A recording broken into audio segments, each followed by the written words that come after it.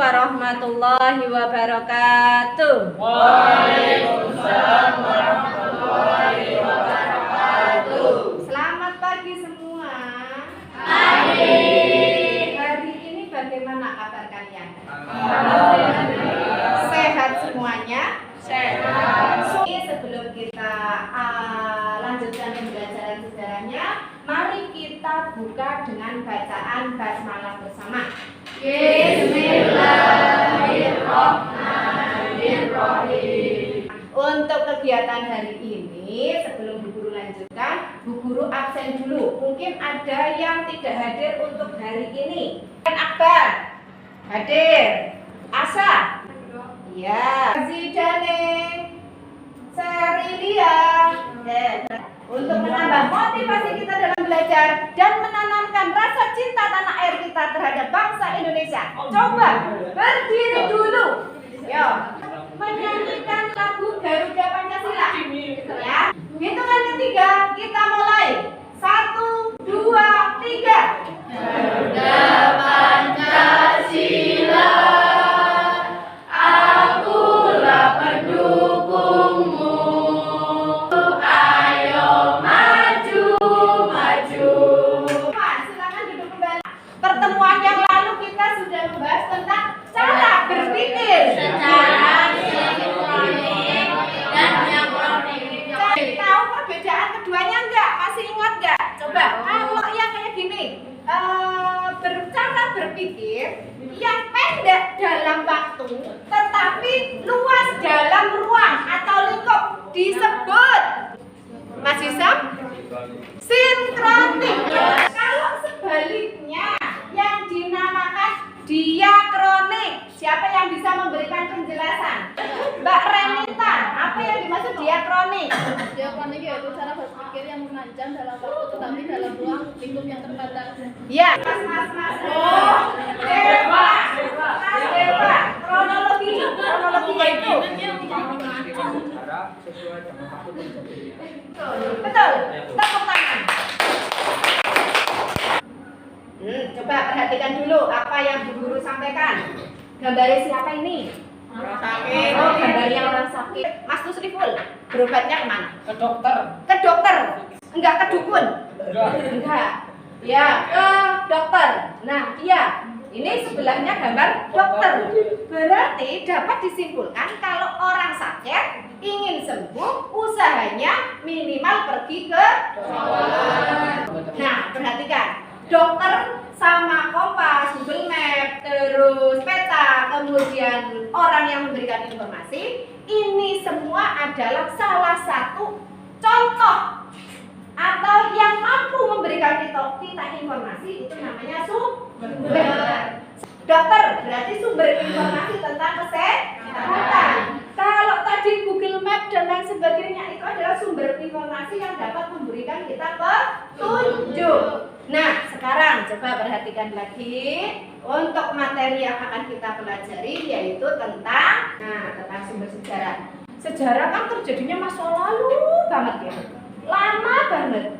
Lah, agar kita tahu kita kan nggak terlibat langsung dalam peristiwa sejarah. Agar kita tahu untuk peristiwa yang terjadi pada masa lampau, kita mencari informasinya melalui sumber sejarah. Berarti segala sesuatu yang dapat memberikan informasi tentang peristiwa masa lampau. Nah, adapun KD-nya ini mengevaluasi kelebihan dan kekurangan berbagai bentuk atau jenis sumber sejarah yang meliputi artefak, fosil, tekstual, non-tekstual, kebendaan, visual, audiovisual, dan tradisi lisan. Dan keterampilannya nanti menyajikan hasil evaluasi terkait kelebihan dan kekurangan dari berbagai bentuk sumber sejarah tadi. Ya, jadi kalian itu mengevaluasi kelebihan dan kekurangan, kemudian menyajikan hasil evaluasi kelebihan dan kekurangan dalam bentuk tulisan atau media yang lain. Lanjut. Adapun tujuan pembelajarannya. Pada kegiatan ini, peserta didik diharapkan mampu mengevaluasi kelebihan dan kekurangan berbagai sumber sejarah kemudian menyajikannya nanti dalam bentuk PPT ya. Jadi nanti kita menyajikan evaluasi kelebihan dan kekurangan dari berbagai macam sumber sejarah. Sapa Mas Reza yang ini. Atta Halilintar. Apa yang kamu ketahui tentang Atta Halilintar? Itu seorang artis. Artis, terus YouTuber, terus konten kreator, kayak YouTuber terus. Mereka itu rata-rata kan akun YouTube-nya itu kegiatan sehari-hari ya. Nah, perhatikan untuk kegiatan selanjutnya. Nah, salah satu agar kamu bisa membuat video dalam pembelajaran sejarah untuk kegiatan hari ini minimal bisa membuat PPT ya, biar kalian itu lebih canggih dalam menguasai teknologi membuat PPT sumber sejarah. Untuk proyek ini nanti dibagi menjadi 7 kelompok.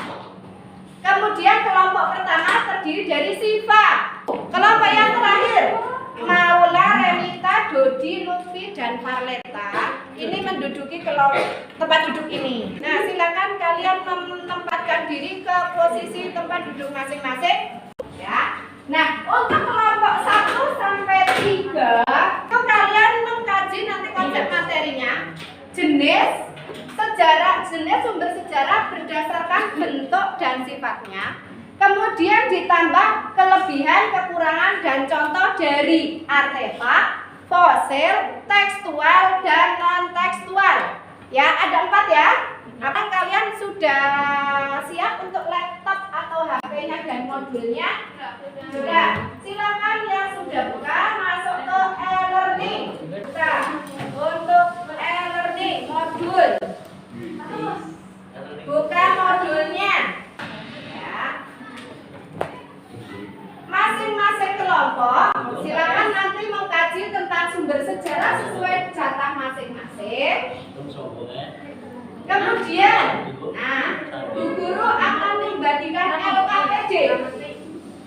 Nanti kalian tuangkan jawaban kalian, konsep materi kalian di LKPD. Gitu ya. Kalau misalnya di e-learning, di modul e-learning itu tidak ada, boleh kalian cari sumber yang relevan. Ini untuk pembagian tugas. Pembagian tugas, ini kan ada pembagian tugas ya, perhatikan dulu. Untuk pembagian tugas, tolong setiap anggota kelompok dilibatkan. Kemudian untuk alat yang dibutuhkan silakan tulis. Sekecil apapun alatnya, kalau memang itu digunakan, tulis. Ya. Kemudian untuk jadwal silakan diisi. Berarti untuk perencanaan proyek diisi apa? Perencanaan, bagian tugas, persiapan alat. Ya, hari ini. Terus tugas proyeknya ini di rumah atau di luar jam pelajaran. Ya. Nah, depan kita presentasi. Depan, berarti proyeknya itu 1 minggu. Pertemuannya akan datang kita bertemu.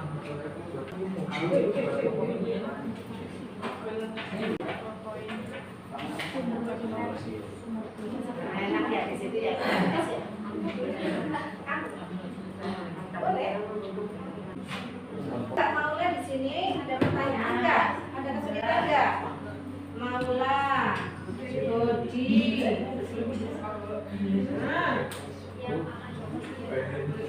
Oh iya. Kok Lutfi ya? Yang di sana tadi kamu asing banget Lutfi anak. Ya.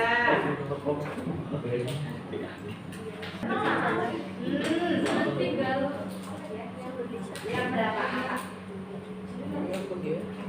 Ya, Desa.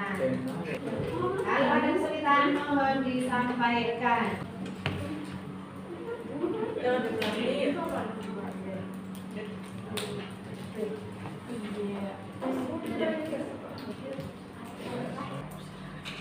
Ya, agar motivasi kita tidak benar.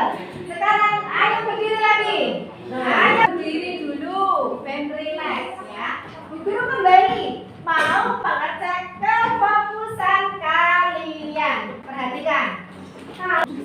ada yang guru tunjuk misalnya ya. Manusia, jawabannya manusia, jawabannya iya. Iya tapi ya. Tunjuk Ismail, manusia. Ayo, manusia jawabannya iya.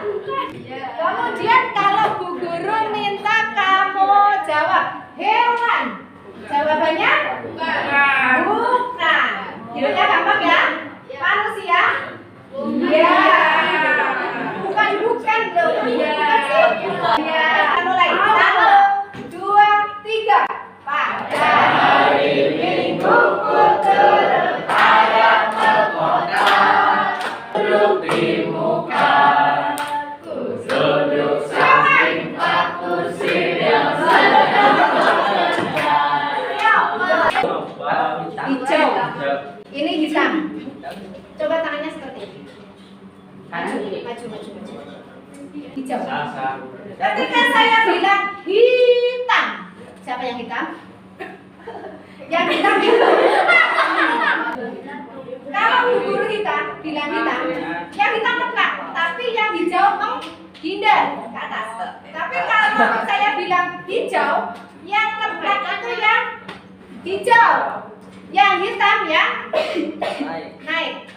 Ya, kita lihat lebih fokus mana? Apa lu takut? Hitam.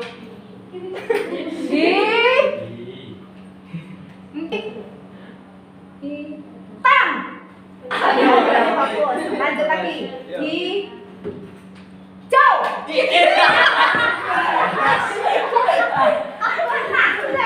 Benar. Sekarang siapa yang kena tadi? Kamu kena. Kamu kena. Berarti kamu mau fokus. Ya, silakan duduk. Tepuk tangan untuk Mbak Reza. Sudah fokus benar. Ya, silakan duduk. Yang sudah selesai boleh nanti ke Bu Guru untuk menyampaikan rancangannya.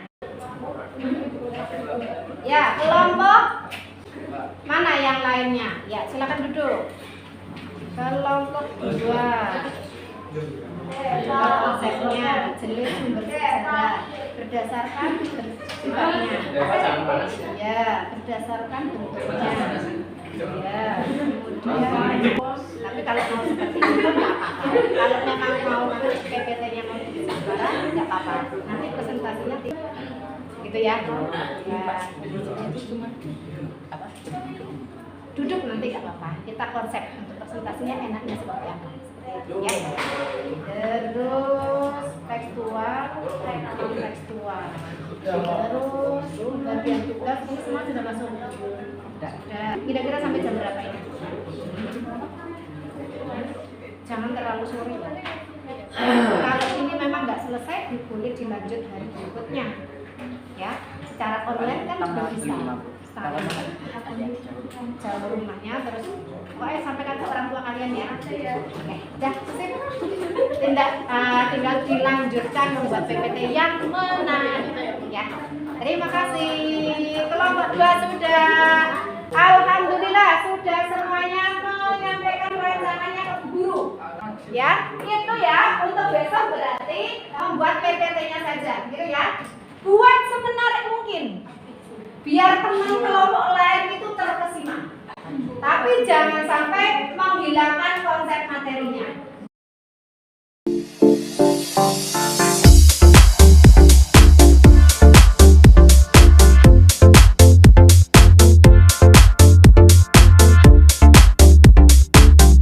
Ini kan kegiatan kita adalah presentasi. Nanti setiap kelompok mempresentasikan PPT yang sudah kalian buat, ya. Nanti ada yang jadi moderator, ada yang pengisinya, atau ada yang bagi tugas untuk menjawab pertanyaan. Bisa dipahami? Ini ya, yang pertama nanti dibagi tugasnya. Kemudian durasi waktunya, perhatikan untuk durasi waktunya. Bu Guru beri kesempatan maksimal 10 menit sudah termasuk komentar atau masukan dari teman. Gitu ya. Kemudian memberikan kesempatan kepada kelompok lain untuk bertanya atau memberikan masukan. Jadi moderator nanti mempersilahkan untuk kelompok lain bertanya. Kemudian kelompok lain silakan memberikan komentar. Bisa bertanya, bisa dengan memberikan masukan. Kemudian, ini penting, yang terpenting, penilaian dilakukan kepada kelompok yang presentasi, kemudian kepada kelompok yang memberikan komentar. Itu ya, nanti akan Bu Guru nilai itu semuanya. Ada pertanyaan terkait teknisnya? Tidak? Paham ya? Nah, untuk selanjutnya, ini Bu Guru ada undian. Masing-masing kelompok perwakilan maju ke sini, ya. Ya, ini. Kamu ambil satu dulu ya. Ya, Mbak. Silakan dibuka, masing-masing kelompok dibuka. Kelompok 1 mendapat jatah nomor berapa? Ini 2 mendapatkan jatah nomor berapa? 2. Dan kelompok 3 mendapat jatah 4. Silakan untuk kelompok 2 menempatkan diri. Assalamualaikum warahmatullahi wabarakatuh. Waalaikumsalam warahmatullahi wabarakatuh. Kami dari kelompok 2 ingin Mempresentasikan tentang kelebihan dan kekurangan berbagai bentuk atau jenis sumber sejarah. Contohnya artefak fosil, tekstual, non tekstual, kebendaan, visual, audio, visual, dan tradisi lisan. ya. Kelebihan dan kekurangan bentuk atau jenis sumber sejarah dibagi menjadi 8. Pertama ada artefak, fosil, tekstual, non-tekstual, kebendaan, visual, audiovisual, dan tradisi lisan. Di video ini kita akan membahas artefak, fosil, tekstual, dan non-tekstual aja. Apa sih pengertian sumber sejarah? Sumber sejarah adalah bahan-bahan yang dapat digunakan untuk mengumpulkan informasi yang mendukung dalam penulisan sejarah. Yang pertama ada artefak. Artefak atau dalam bahasa Inggris disebut artifact merupakan benda arkeologi atau peninggalan benda-benda bersejarah, yaitu sebagai semua benda dari bahan alam yang dibuat oleh manusia dengan menerapkan teknologi tertentu yang sesuai dengan zamannya. Ciri penting dalam konsep tentang artefak bahwa benda-benda ini dapat dipindah-pindahkan atau movable dengan relatif mudah, tanpa harus merusak atau menghancurkannya terlebih dahulu. Kelebihan artefak: diperolehnya bukti-bukti akurat yang mendukung penulisan sejarah, menguatkan argumen, dan memungkinkan untuk menelusuri interpretasi baru. Lalu, meskipun ilmu sejarah sendiri dibangun melalui metodologi ilmiah. Contoh artefak adalah alat-alat batu, logam, tulang, gerabah, prasas lempeng dan kertas, senjata-senjata logam seperti anak panah, mata panah, dan lain-lain, tanduk binatang, dan lain sebagainya. Contoh artefak diantaranya: A. Artefak masa Paleolitikum. Ada kapak logam atau chopper yang terbuat dari batu yang biasa. B. Artefak masa Mesolitikum. Ada kapak Sumatera, kapak pendek, joker mendengar, dan batu tulisan. Hit, waruga, ornamen, dan sarkofagus. E. Artefak masa logam. Ada nekara dan mongkok, kapak corong atau kapak sepatu, arca perunggu, dan bejana perunggu. 2. Fosil. Fosil berasal dari bahasa Latin, yaitu fossilis, yang artinya diperoleh dengan menggali. Dalam Kamus Besar Bahasa Indonesia, fosil adalah sisa tulang belulang manusia atau sisa tanaman zaman purba yang telah membatu dan bertahan di bawah lapisan tanah. Penggalian memakan waktu lama dan biaya yang sangat besar. Selain itu, fosil bisa mengalami kerusakan atau hancur jika tidak diperlakukan dengan hati-hati. Fosil yang paling umum adalah kerangka makhluk hidup yang tersisa seperti gigi, tulang, dan Contoh dari fosil adalah 1. Fosil manusia, 2. Fosil gajah.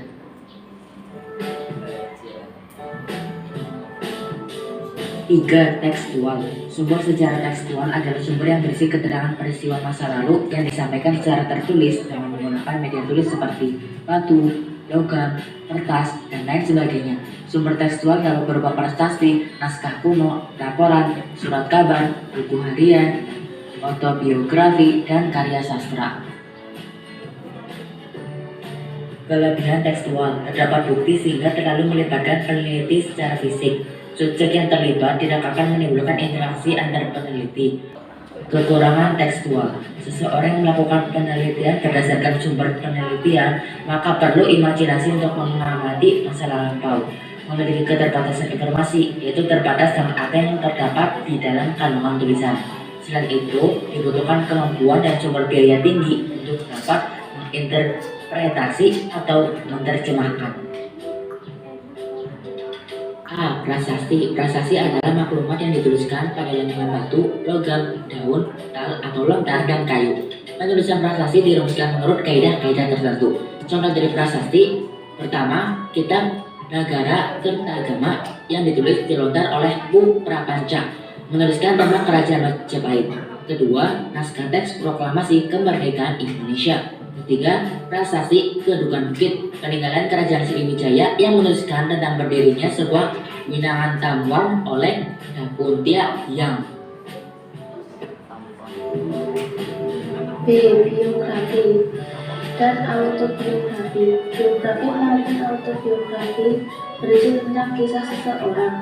Biografi berisi catatan tanggal lahir, bahkan Penulisan biografi Indonesia dan negara barat sangat berbeda. Di Indonesia umumnya berorientasi pada tindakan. Contohnya, konsisten mengikuti urutan kronologis, seperti diawali dengan cerita masa kecil sang tokoh. Penulisan populer adalah biografi pahlawan nasional.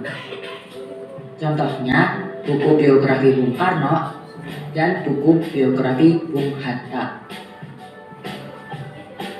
Yang keempat ada non-tekstual. Sumber non-kontekstual adalah sumber-sumber sejarah yang tidak mentransmisikan atau menyampaikan pesan melalui tulisan, melainkan berupa gambar, ornamen, foto, rekaman suara, dan rekaman audiovisual.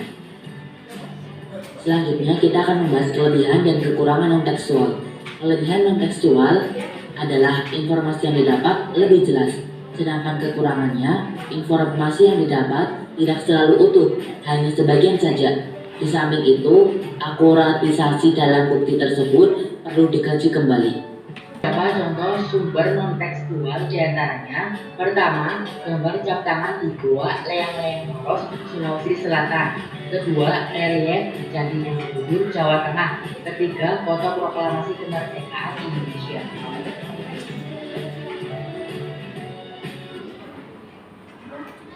Sekian presentasi dari kelompok 2. Mungkin kelompok lain ada yang mau menanggapi Ya, ya. silakan. Sebelum kalian mundur, yuk kelompok mana? Kelompok 5. Ayo Mbak, namanya siapa Mbak? Serilia. Silakan Mbak Serilia, komentarnya. Kelompok 2 di pembukaan presentasi belum perkenalan.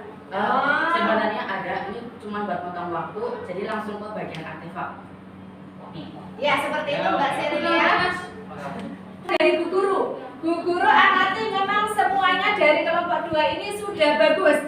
Sudah PPT-nya sudah berbentuk video, sudah dibuat video, kemudian diisi suara, kemudian ada musiknya. Ya, ini sudah prestasi yang luar biasa untuk kelompok 2. Ya, hebat ini untuk kelompok 2. Terus untuk materinya insya Allah sudah betul. Nah, hasilnya sudah maksimal, sudah luar biasa. Ya, terima kasih untuk kelompok 2. Sekali lagi, beri tepuk tangan yang pertama untuk kelompok 2. Ya, silakan menempatkan diri untuk kelompok 4. Assalamualaikum warahmatullahi wabarakatuh. Waalaikumsalam warahmatullahi wabarakatuh. Perkenalkan, kami dari kelompok 4 ingin mempresentasikan sumber sejarah. Perkenalkan, saya Ika, ini Rahma, Windy, Septian, dan Tuslikul. Yang pertama ada pengertian sumber sejarah. Sumber sejarah adalah segala warisan kebudayaan yang berbentuk tulisan, tertulis, visual, serta dapat digunakan untuk mencari kebenaran, baik yang terdapat di Indonesia maupun di luar Indonesia, sejak zaman praaksara hingga sekarang. Suatu sumber baru dapat dijadikan sebagai sumber sejarah jika bersifat reliable, kredibel, dan valid.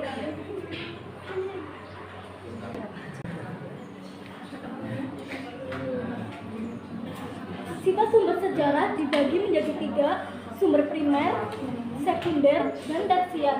Sumber primer atau sumber utama adalah sumber-sumber sejarah yang asli dan berasal dari zamannya.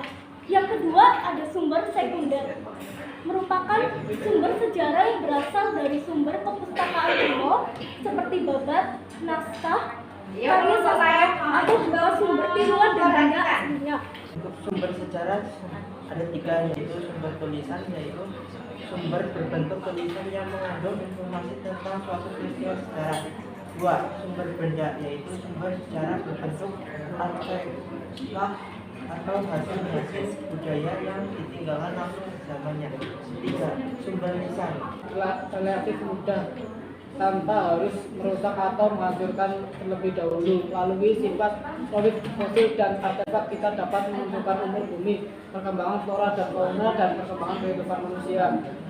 Persebaran geografi fosil kemungkinan para ahli geologi untuk menentukan susunan batuan dari Visual, menurut kalian, dapat diamati secara mudah dan disimpul untuk sumber sejarah yang berwujud candi maupun bangunan itu. Menurut kekurangan, rentan mengalami kerusakan, bahkan dapat dipalsukan dengan replika. Yang ketiga ada audiovisual. Kelebihannya dapat menarik minat dan mengembangkan daya imajinasi sejarawan. Yang kedua, dapat membuat sejarawan seolah-olah merasakan suasana saat terjadinya peristiwa sejarah secara langsung. Kekurangannya, karena sebagian besar memanfaatkan media elektronik untuk menyimpan maupun menampilkan data, sumber ini rentan mengalami kerusakan ataupun hilang. Di sini lisan, kelebihan menempati posisi sangat penting manakala sebuah peristiwa sejarah tidak menyisakan sama sekali sumber tulisan. 2, dapat melengkapi kekurangan data atau informasi yang belum termuat dalam sumber tulisan atau dokumen. Kekurangan 1, cenderung bersifat subjektif karena berpengaruh dengan emosi dan perasaan penutur. 2, terbatas daya ingat seorang penutur sejarah dapat membuat kisah sejarah yang dituturkan tidak valid. Sekian dari kelompok kami. Ayo diberi waktu, silakan, ini dikasih kesempatan untuk bertanya. Ya, silakan untuk bertanya. Ayo, Mbak Olivia. Operatornya kurang cepat. Operatornya kurang cepat dari membaca papan materi. Ya, itu masukannya seperti itu, Mbak. Ya. Kemudian, silakan Mbak Paula. Di PPT-nya kan setiap kayak kebendaan, visual, audiovisual, sama tradisi lisan itu kan terdapat kelebihan, kekurangan, dan contoh. Sedangkan kelompok ini tahu nggak? 4. Kelompok 4 tidak menyebutkan contohnya, hanya kelebihan dan kekurangan. Seperti itu? Ya, berarti memang ada kekurangan dari kelompok 4. Tadi belum menyebutkan contoh-contoh.